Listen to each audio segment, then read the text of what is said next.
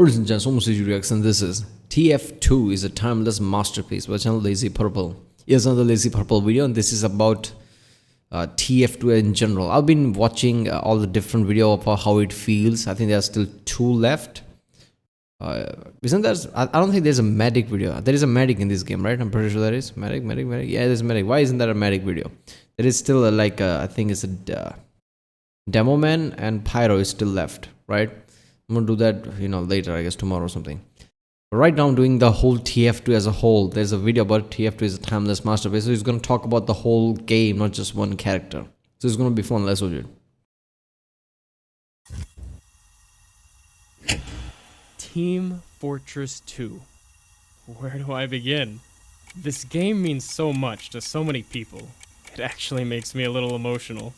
But what makes it such a timeless game?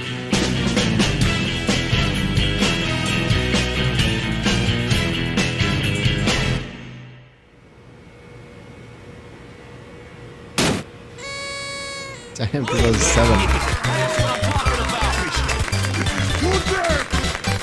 That's right. TF2 came out 10 years ago on October 10th, 2007. That's almost half of my life. But how has TF2 lasted so long? Inspired to find out, I hopped into a casual game. Now, I hadn't played in a long time, so I wasn't sure what to expect. With the game being 10 years old, you'd think that the only people still playing it would be seasoned, die-hard fans, masters of the game, pushing the limits of the game's design. But what I saw instead warmed my heart. First of all, we have 4 spies. Yes! As always. This devilish Gibbison badge spy is totally immersed in his role as a handsome, roguish master of disguise. Well, off to visit your mother. Meanwhile, this guy is doing the spy crap. This joke is from 2008, and this guy is still keeping it alive. But wait. No. What's that I hear? Yep, that's the conga. This guy is trying to start a conga line in 2017 for what is probably the 100th time. And you know what? This guy's loving it. Magnificent. You see, I realized something. That very next round, almost the entire team was doing the Kazatsky kick. Except this guy's still trying to do the conga. Anyway, it was at this moment that I realized we were all just a bunch of people sitting at our computers sharing a brief yet silly moment together. And this is the soul of TF2. Yep. It's a world of its own. The character development, the inside jokes, the hats, the art style, it all helps to create an entirely unique universe that people want to be a part of. Yeah, I'm not gonna lie, I'm not a multiplayer guy like I've said. So whenever I think of should I play a multiplayer game, that is the first thought that goes through my head. Like anybody who's playing is going to be like a seasoned veteran. They know everything. They probably play that game 10 hours a day or some shit. Some kid in some parent's basement who has nothing else to do but just to play that game. And if I try to play that game, there is no way in hell I'm going to be good at it. Doesn't matter how good I think I'm going to be good at the game, because I've played games all my whole life. I'm not doing this shit because I won't succeed. That's the mentality I go through anytime I think about playing a multiplayer game. And I'm like, okay, you know what, let's not play it. But apparently that's not the case with Team Fortress 2, right? And especially with the recent boom of multiplayer games, that's not the case with lots of games, right? Lots of people just want to chill and play. They're not necessarily the veterans or masters of the game. They're just going to be idiots like us, basically, right? So we don't have to worry about, what is it called, griefing or whatever? People just basically spam you and kill you over and over again just because you're a rookie and you suck. That's not going to be the case with many games like this. Ah! Oh, merde. You know what got me into TF2? Imbecile! It wasn't someone telling me how great rocket jumping is or how satisfying it feels to land a backstab. Yes! Nope, it wasn't any of that. It was the videos where we got to meet the team. Oh yeah. I am heavy weapons guy, Godspeed, you magnificent bastard. and this Yes. is my weapon. I am having a heart attack. I immediately fell in love with the characters that Valve had created. I wanted to play as them. But did you know that these characters almost never existed? Interestingly enough, Valve had initially planned on releasing TF2 with a more realistic art style. Let me tell you something. This does not last 10 years. Yeah, seriously. Now this lasts 10 years, and then some. But TF2 has more going for it than just its humor. See, funny animations and inside jokes can only carry a game so far.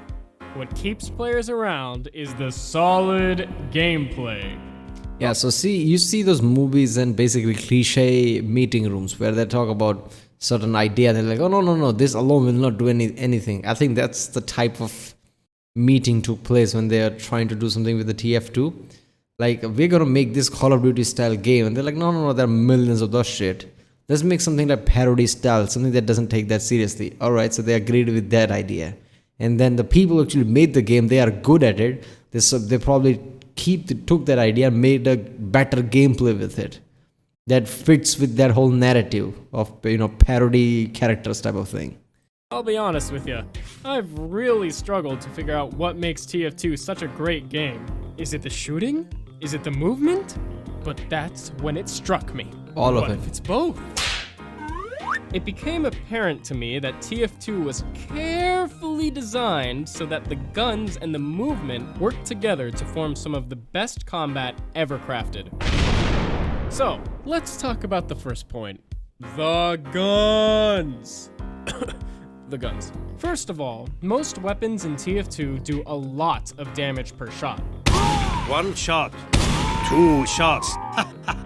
2 shots. 2 murder. The pyro. Whoa, let's calm down. Now, if you look at some of the most used primary weapons for each class, you'll see that 7 out of 9 of them are single fire rather than automatic. Even Pyro has a single fire flamethrower now. Hey! Single fire weapons feel great to use. When you shoot these guns, it's like bang, That's what I'm talking about. When you shoot these guns, it feels like boom! Like boom! Like boom! Like boom! Okay, you get my point. Thanks to the incredible sound design and heavy damage of these weapons, I can literally hit a scout with a pipe grenade, die horribly, and still have had fun because of how great it feels to land a direct hit. There's something about the deep of the gun and the sharp of the hit, along with seeing that I did a whopping 100 damage, that together makes me feel like, nice, I hit him. Next time, I'll hit him twice. Compare this to shooting Sniper's SMG.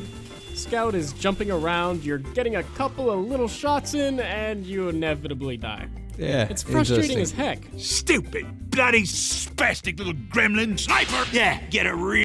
Interesting. That is true, right? Seeing that, I mean, if you're shooting one by one, if your shot lands, it's like, yeah, that was good, and you die. Maybe next time. If you're just shooting some generic kind of weapon, automatic weapon, it just feels like first time you play it, that'll be fun, and then it just becomes like a white noise. It's just like you fire unless it gets a result. Like, what the fuck did I just do? It doesn't matter much, right? Unless it's some kind of a minigun or something like really powerful shredding minigun, that would feel fun. But anything in between is just. So it makes sense, like every single shot counts, right? It's about landing the shot. Real gun. Okay. Thanks, mate. Yes! The second reason shooting is so fun is that the character models in TF2 are so big. Just look at that absence of curves. That beautiful rectangular figure. This is a real man's hitbox. Woo! Hey! You'll never hit me! Rectangular figure. Easy. The guns feel powerful, and the hitboxes are rock solid. Believe it or not, that makes it fun to shoot stuff, which is pretty important in a first-person shooter, right? Yes. Thank you. Now let's talk about the second point. The movement. What? You put a new player into the game and you tell them, look kid, You move with WASD, alright? That's all they pay me to tell you. Stupid job just because I'm 2 inches tall. Yeah! And they go on to use their movement exclusively as a way to get from one place to another. Thanks, mate. Yes. Then they die one too many times and think, maybe I could use my movement to dodge things. Okay. Oh yeah, you can. How wide do you strafe? Left, right, oh geez! Do you strafe in one direction more than the other one? Man, I didn't expect that. How do you incorporate diagonal movement? It's a 3D game, man, you gotta think about that. You can even do a figure eight. To get a figure eight out of WASD movement, you have to press A, W, D, S, D, W, A, S, A, W, D, S, D, W, A, S, A, W, D, S, A, W, It's hard to keep doing it. There's so much you can do with WASD. But LazyPurple, other games have WASD controls. What's so special about TF2? Great question. There are 2 reasons that movement is so satisfying in TF2. Reason 1, the weapons in TF2 are very hit or miss. You either get hit by a pipe grenade, See? or you don't. Hello again. Screaming eagle. Yeah, I'd like to say like the games that have a very fluidic movement. Like, I mean, you really need to think of all the games you play where you control character. You realize that lots of characters' movements are sluggish, but a good shooter would have a very good movement. And like this, you can do many things about it. So one thing I think of Unreal Tournament 2004, right? If you really know what to do with it, it's really fast, right? And if you just time things right, you can be really agile. You can, double jump from fucking walls, double jump from other places. You can be extremely agile at the point that nobody can even hit you with one bullet, right? Obviously, that's an extreme example of this, right? This doesn't have that kind of dodging and fast movements, but it's similar to that. Scout is really fast, and if you just know what to do, it's really hard for someone like Sniper to hit you. So it is fun. If it's smooth and fluidic, it's fun. You're either engulfed in the flames of a flare gun, or you're not. What? I'm a freaking blur here. You can hit a fat meat shot, or miss entirely. Because so many weapons in TF2 are hit or miss, dodging is heavily rewarded. Which leads into reason 2. Movement matters in most interactions, which you can think of as mamimi, which you can remember with, damn it, mamimi gun, why are you the only thing that doesn't fit into my argument? Okay, I'm sorry! Whew, that was a close one. Hello again. Against soldiers, you can sometimes entirely avoid splash damage by moving diagonally instead of horizontally. See? Against pyros, you can avoid dying horribly by moving around the map in ways that put you outside of their effective range. If you know what's good for you, you will run. Against This is basically a tutorial of how to play Team Fortress 2 effectively. He should just put that in title. Like, oh, I'm going to teach you how to play against certain characters. This is awesome. demo men, you can throw off their prediction by jumping and then stopping your momentum. Nope. I'm drunk. Uh-oh. What? But not all movement is defensive. What? Spies need to know all the variations of trick stabs. Soldiers need to know all the nuances of rocket jumping. Ha! Scouts have to constantly take advantage of the terrain around them without even looking at it. There's so much you have to know! And yet, it's all built on just WASD and spacebar. Alright, I'm about to unravel the main point of the video, so if you've made it this far, try to keep up. TF2's design philosophy is centered around fair movement and risky weapons. The trend towards hit or miss weapons is no mistake. In the pre-launch trailer for TF2, you can actually see that Scout was equipped with an automatic weapon, which was then replaced with the now iconic scattergun. Two of the classes that launched with automatic primary weapons have since received game-changing single-fire side grades. On the flip side, no class that launched with a single-fire primary weapon has ever received a truly automatic side grade. Single-fire weapons heavily punish you for missing. So how does TF2, a game often described as the gateway to PC gaming, avoid frustrating new players who might not be skilled enough to properly use these weapons? By making the movement feel fair. TF2's movement is designed to be intuitive, and I'm not just making this up. The TF2 team made this intent clear in the recent Jungle Inferno update, where they reworked the atomizer and base jumper due to them causing unpredictable movement. At a foundational level, it really helps that the characters in TF2 take time to switch directions, which gives them a natural feeling of weight. But why is this so important? So painful. I'll tell you. Because the Prediction. movement is so fair, hit or miss weapons become rewarding instead of frustrating. Yeah, I mean, if movement, like, think of like in Fallout 4 how ghouls are, right? They suddenly moves and it feels like they're teleporting or something. The way they moves, right? Even though they're not, it's just how their animation is. So point is, if your movement is not like in that fluidic way, you just suddenly change direction without actually having a tell that you're going to change the direction, or having this kind of fair movement, like he said, single shooter becomes redundant at some points, because maybe you'll hit it, maybe you won't predict the movement. This way you can actually predict the movement if you're paying good enough attention.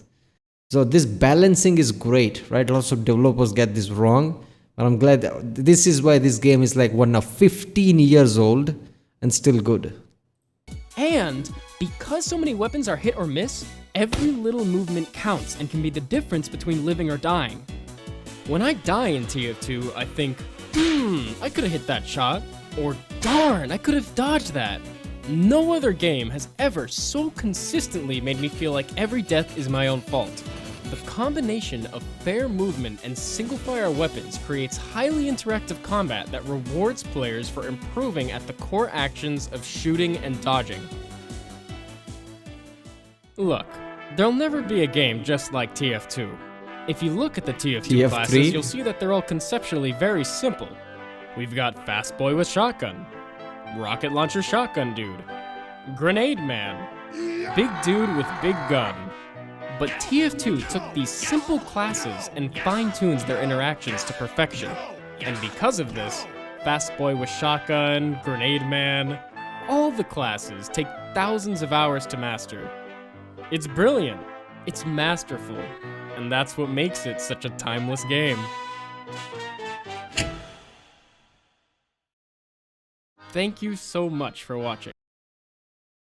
Yep, there we go. TF2 is a timeless masterpiece, definitely sure. I mean, even today, everything about TF2 is famous, right? And it's been 15 years. Holy shit, that's a long time.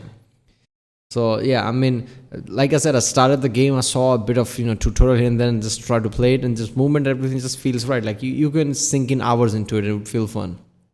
And people are actually predicting people's movement from air and shooting rockets and shit in the air and hit the target. That's just awesome.